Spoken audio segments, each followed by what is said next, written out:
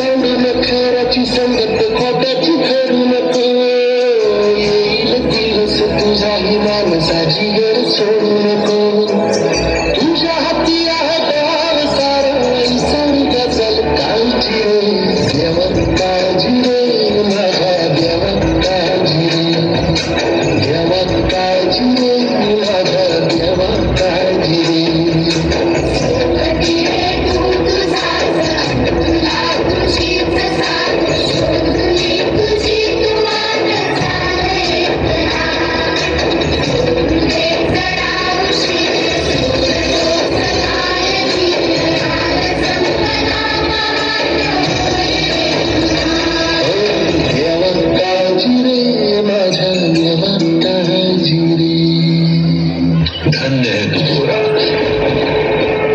तूने इतनी कठिन परिस्थिति में भी अपने विट्ठल का साथ नहीं छोड़ा। तुझ जैसे भक्त पर हमें गर्व है। तुम भी धन्य हो माते, जो अपने पुत्र के लिए भगवान तक से लड़ने को तैयार हो गई। जैसे शांति के लिए उसका पुत्र है, वैसे ही मेरे लिए है। और कोई अपने पुत्र को दुखी नहीं देख सकता।